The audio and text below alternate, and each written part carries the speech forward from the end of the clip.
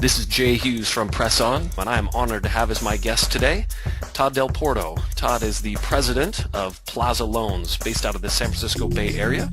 Todd began his mortgage banking career over 25 years ago, and he has truly done it all. He started as a commission loan officer at his first company and worked up to chief operating officer. He has run his own real estate financing firm, and then joined Countrywide Financial in the late 90s in a senior leadership position, eventually taking over as president and senior managing director of Countrywide's industry-leading wholesale platform. Todd also served in senior leadership positions for Bank of America Home Loans, relocated to the Bay Area where he is from and where he attended college, and it was there that he joined Plaza Loans as president in 2012. He leads day-to-day operations and is charged with driving company growth. And Todd, I've known you since 1999, where I was in a managing role at Countrywide Wholesale, and it's just great to get to catch up with you today. Thank you very much for joining me. Well, thanks for having me. I'm looking forward to it, and I recall working together years ago, and I really enjoyed it. So thanks. Yeah, well, thanks for being here today. So let's kind of start off the discussion. I mean, obviously, this industry has been in a really interesting run over the last, 5-6 years for sure. Particularly the last 10 months, though, we've seen a couple interesting cycles. What are your thoughts on the current retraction in our market that we've seen the last 60 days? Well, it's certainly been painful, but it was expected, and I think the good times lasted far longer than most of us believed they would. And I speak to the good times, meaning the low interest rates and the ample, refi opportunity. Recently, last couple of weeks, we've seen a nice shutdown-related rally spurred by continued weak employment and related data. But we all know that MBA is projecting a smaller market, roughly $1.1 trillion in 2014, which is about 30% lower than 2013's projected number. But we all know 2013 was front-end loaded, so it's going to feel even smaller. All that said, it's even more important than ever for an originator to be attached with a proven purchase-centric company, and a company that obviously and very greatly values and focuses their energy on the originator's success. Yeah, for sure.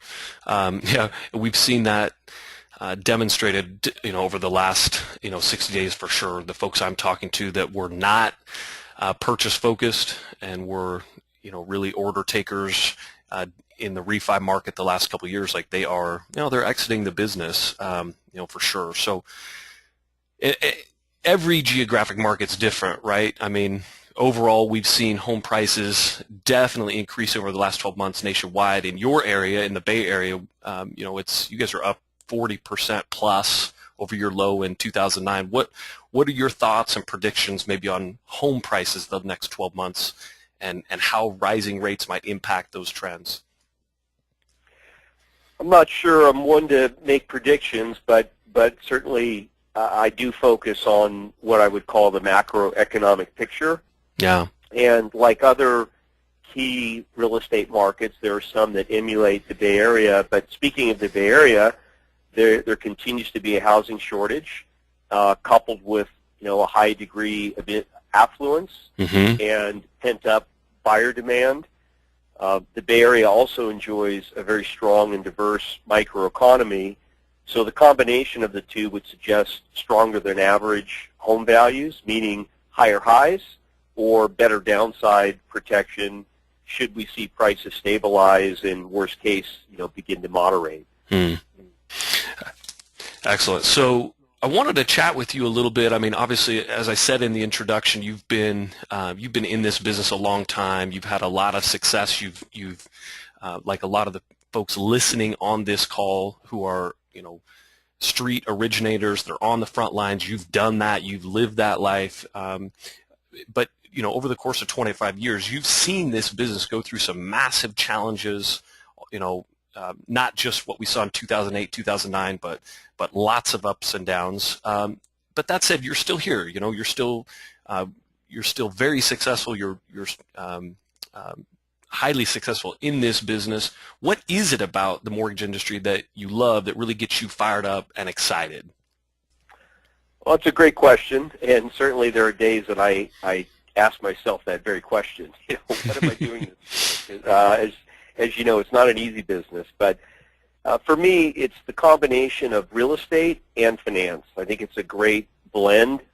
It's a fascinatingly complex business. It's incredibly dynamic, very fast-paced, fiercely competitive, and it's very intellectually stimulating. So all those things together, is what keeps me fired up about the business. Yeah, for sure. So we talked about earlier, loan officers that were, have been focused on low rates and refis. Their phone's been ringing, and that's where they've been capturing their business, and they haven't been focused on purchase business. So let's chat about that maybe a little bit further. With rates now moving up and refis for sure have slowed drastically, what's your advice to a loan officer that hasn't been purchase minded? So they haven't been focused on that. What should they be doing right now? Well, I'm a candid guy, and so I think I would prefer to answer the question, head on. Frankly, many are in severe trouble, and it may be too late to course correct. Not for all, but for some, certainly. The reason is that even the most proven purchase-focused, purchase-centric originators, their business is down, not just because whatever refi they were doing is greatly diminished. And these are people who've been focusing and catering to realtors for years. There just aren't enough deals going into escrow. Right. So most everybody's pre-qual pipeline is pretty sizable, but their actual, app pipeline is smaller. And it can be difficult, to break in if you've ignored the segment, for some time. All said, for those that are in the right frame of mind and have the right skill set and who stick it out and can endure some of the pain of the market transition, it really points back to what I said earlier. An MLO has to be connected to a proven purchase-centric company and a company that provides them with the right tools and support to, make it through the transition, let alone achieve, great success. Yes, for sure. And, Todd, as I've been coaching my clients over the last 60 days or so, we've been talking about that. And while it is a challenging market, there's also an upside here, meaning, we've got loan officers that are exiting the business. And so for those that are staying in and are focusing their time, their energy, attention on purchase business, there is opportunity to thrive despite business currently being down, right? Of course, there is. And, I overlooked something earlier, which is to say, for those that have the guts and, as I said, the skill set and are attached with a good, solid company, they need to implement and religiously follow one of, several proven ways to develop good fit realtor relationships.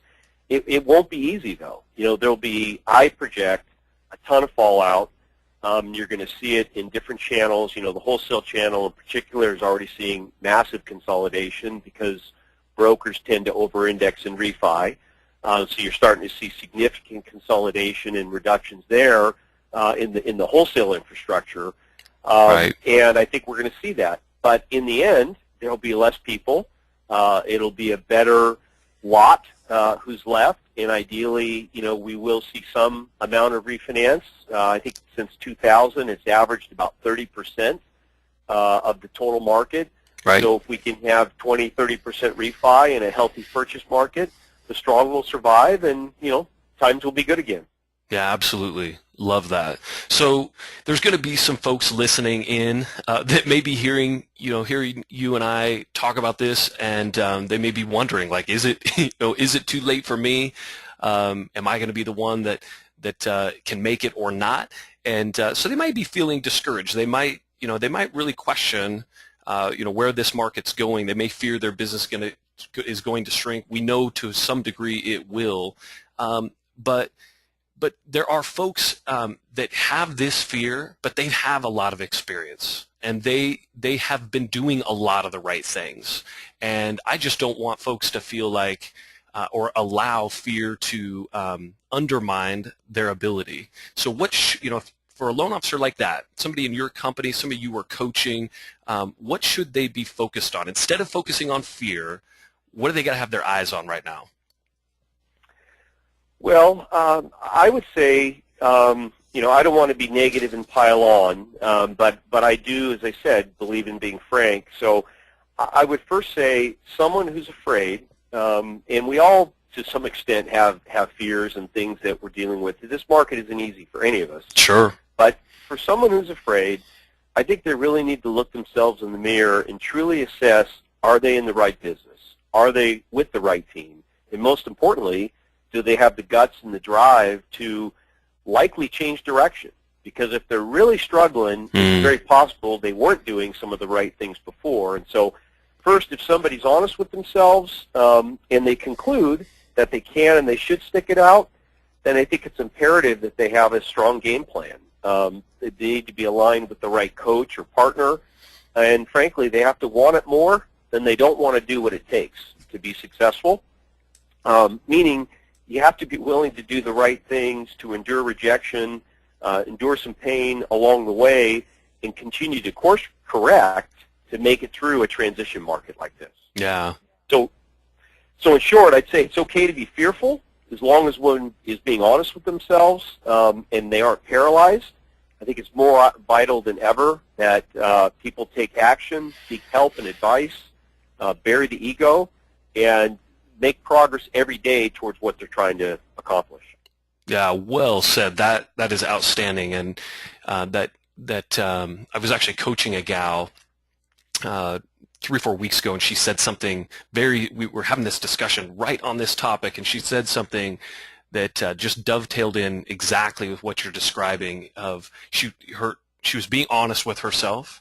Her awareness was raised, and so she's like, really evaluating, like, what have I done and what could I do, and just being honest. And then she told me, though, she's like, Jay, like, why not me? Like, why can't I do this? And that is a great question, because there are going to be people that are going to fall out. And I think you and I have similar styles. We are pretty blunt. And so there's going to be people that just don't make it. But why not me? Like, why not you, listener? And so it's going to take that. I agree with you. I think it's going to take that kind of mentality to really drive through, the next 24 months. So, we mentioned earlier you've been very successful, and but I wanted to ask you, because the principles for success are the same, in my opinion, whether you want to be a top performing loan officer or a branch manager, a sales manager, maybe an executive on a divisional level perhaps.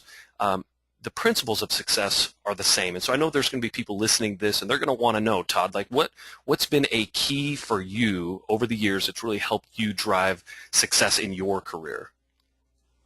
Well, thanks for the compliment. I really appreciate that. I'm the first to tell you that I consider myself very fortunate. I've been blessed with many great opportunities, incredible teammates. So I'll start there. But that doesn't mean anything, was handed to me or came easily. But I do recognize that every one of us, needs a break now and again. And most importantly, we have to take advantage of whatever breaks or opportunities come our way. Specifically, there are some things that have attributed and benefited me throughout my career, such as, I've been fortunate to be in leadership positions, and I strive to lead from the front. I'm really fiercely driven to succeed. I tend not to take anything for granted, and I try to spend more time thinking about those who contributed or supported my success than saying, well, it was me, or it's about, it's clearly not the case. I tend to focus on the good of the team and the good of the organization that I represent. That just serves me well. Again, it's not about me. It's about the group and who I'm working with. I'm curious, and I typically ask myself and others a lot of questions. What else could I have done? What else could we have done? And that old saying of, Wayne Gretzky, where's the puck going to be? I try to think in those terms, and that's part of not being complacent or taking things for granted. And I also try to operate with a sense of purpose and a sense of urgency. There are times that you just have to do it now. Pick up the phone and make that call you don't want to make. We all have a tendency to procrastinate. Sometimes you just have to drop what you're doing and do that thing you least want to do. So those are some thoughts. Yeah, and there's gold there. I hope folks that may be the best segment that we'll have on this whole recording here. For one, I mean, that's something that comes up all the time with folks that I coach and do in group settings is procrastination, and that it reminds me of a book called Eat That Frog, and Brian Tracy talks exactly about that topic. Like, sometimes you got to just do the very hardest thing first, and then that sets you up for success with the rest of the things that you need to tackle. So I love that, and it sounds too, I really enjoyed you talking about asking questions of yourself. Like, that's being honest. It's just like you were describing in the previous question, just being honest with yourself, evaluating what could we do better, what could the team do better, what could I do better. And I know for myself and those that are listening, those are great principles that we can use. So let's chat for a few minutes. We've got, 2014 is coming up. It's just around the corner. And I know that with you in a leadership position at Plaza, you're looking forward, right? Like you're making plans for the future for sure. You're looking for ways to capture more market share. How important is it in your mind for a individual loan officer or a sales manager or a branch manager for them to develop their own personal plan, business plan for 2014? How important is that for somebody at street level to work on their own plan?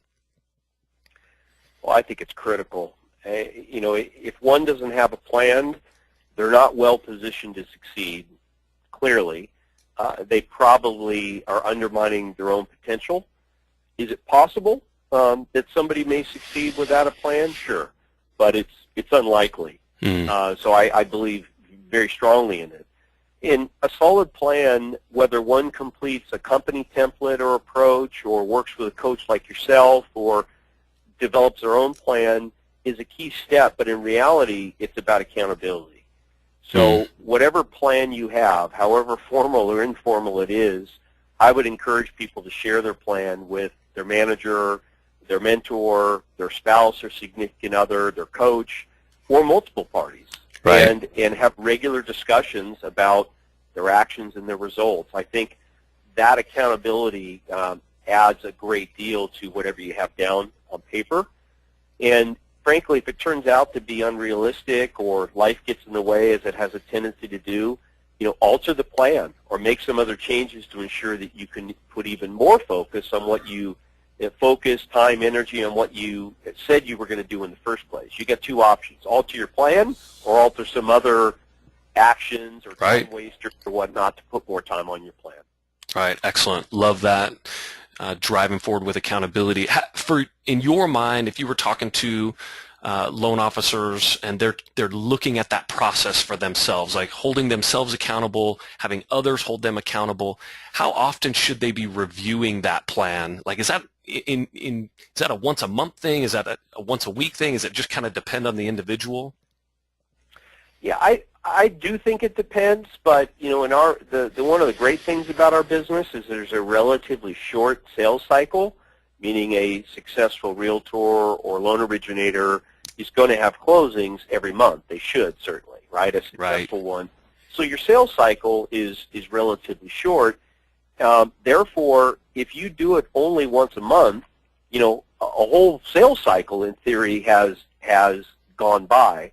So I personally think more than once a month is good, but it really depends upon what works for that person. At the end of the day, it's their plan. They have to be committed to it, they have to work it, and they have to be comfortable with it. And if less frequently it works for them, but they're truly holding themselves accountable and changing direction as needed, so be it. Some people, frankly, need to probably have that kind of dialogue on a weekly basis. What are you doing this week to advance, your plan? So I think it's really a personal thing, but in this case, I would err on the side of more often. Okay, excellent. So You mentioned earlier a couple times you're blunt, and I love that. So I want to ask you a very blunt question. What might be the consequences for someone of not having a plan? In a market like this, I think substantial pain and suffering, frankly. They're certainly going to achieve less success than their full potential. There's really no roadmap. There's really no accountability. And worse yet, what people tend to do when they struggle is waste time focusing on all the things that are wrong in their environment. It's typically not about what they can do or should do or right. get done. It's about, I'm not getting the support, and rates are too high, and this is hard work. So if you don't have a plan, I think you're just going to wallow in that type of victim mindset. In the end, every one of us will achieve less results if we're spending time in that arena. Yeah, excellent. So there's your motivation, folks. Let's work together to get our business plans in place for 2014 for sure. So a couple other questions. For one, we touched on this just a little bit. So something that comes up with originators is time management, and everybody struggles from one degree to another. You've been in this business a long time. You know the cycles, and there's always too much to do, right? There's always phone calls and emails and problem files and an issue in underwriting, and so so people they're busy, and I know you're busy as well, obviously. So what are your thoughts and philosophies on how originators should be spending their time in order to make sure that they're focusing on maximizing their earning potential? Where is that time they should be spending to ensure they're closing the maximum number of deals? So I love the question because I'm really focused on time management, and I'll preface what I'm going to say that what works for me, may be different because everybody's role is different. But there's some principles that I'll share that hopefully will benefit those that are listening. First of all, I hate to waste time, and I won't tolerate my time being wasted. I try not to be rude, but I'm very protective of my time. If I end up in a conversation that really is not adding any value, I'll find a way to gracefully exit. Yeah. I tend to schedule most everything, even if it's a quick internal meeting or a phone call, and I ask my teammates to kind of extend me the same courtesy. I typically reach out, do you have a few minutes to discuss something at this time or that time? Because there's always something important on my desk. Well, there's always many things. Sure. Or there's something I need to do. I have to make that phone call I don't want to make, whatever that circumstance is. And I also block time where I don't schedule, or it's for me to read or to think or to plan. And so I think scheduling things is important, but blocking time where you have some latitude and you protect and preserve your time and do what you consider to be most important. Now, for somebody in the real estate or a loan officer, you can't necessarily schedule all of your time because you're often on demand. The realtor calls, you got to address it. But you're going to be far better positioned to handle that emergency if you're not otherwise a train wreck. It's time well. So those are just a few thoughts. That's good. Todd, what else could you share with us that you've learned in your personal experience with this topic of time management? Just one other thought. Somebody taught me this when I first got into the business, and I honestly don't remember who it was. It might have been a training tape or something, but I try to ensure that I respect other people's times as well. So I walk my talk. I don't walk in and interrupt my teammates any more than I don't like them doing it to me. I have people that are part of my team, and I'll buzz them and say, do you have a minute? Invariably, they typically say yes versus just showing up. But on that note, on the phone, somebody described it long ago as taking the curse off the call. So even if I've scheduled time with somebody and they know I'm calling and we've agreed, they've blocked time for me, I always ask, is this still a good time for you? Or did I catch you at a bad time? And most people are so impressed that you took the time to ask that they'll almost, even if you did catch them at a bad time, they'll say, no, it's fine. What's up? What can we do? And I just found that most phone calls that start that way, and I'm always pleased when somebody does it to me, tend to be far more productive, and you tend to have somebody's attention versus assuming they're free, and they might be pencil listening, and you don't really have a quality interaction. Right. So there's another good time management. So that's great, Todd. Thank you. Those are excellent tips. I wanted to ask you: is there anything else you want to add that maybe we've missed today? Well, thanks, Jay. A couple of thoughts in closing. Each of us, no matter what your position is in the business, originator, processor, underwriter, realtor, sales manager, etc., each of us will be tested as the market transition continues. This is not a market for the faint of heart, and frankly, most of us will have to work harder and smarter than we have in years, and we still may earn less, simply due to the overall smaller, tougher market. Right. But the best and the strongest will survive, and it's even more important than ever, as we discussed, to have a solid plan, to work the plan, and to be aligned with the right company or platform, and a support system that includes the management and leadership team and what they're willing and able to do, to help one's success. Right. So it's also a great time to seek coaching and support, especially if people haven't been able to operate with a solid plan. So, really enjoyed the opportunity today, and I wish everyone the best closing out the year and into 2014 and beyond. Yeah, excellent. Thank you so much. That's great, and appreciate the insights there. So again, Todd is with Plaza Loans, and you can connect with Todd personally on LinkedIn, or you can search Plaza Loans and follow their company page on LinkedIn as well. So Todd, thank you so much again for taking the time out of your very busy schedule to block the time with me, and just for providing some great insights and tips for mortgage originators and managers. I just really appreciate you being on today. Jay, thanks so much. I really enjoyed the opportunity. It was great catching up with you, and as we discussed earlier, I'm anxious to find out more about what you're doing, and if there's some way that we can work together, that would be great. Great. Hey, thank you so much, Todd. So again, this is Jay Hughes with Press On, and I am dedicated to help you close more loans in less time.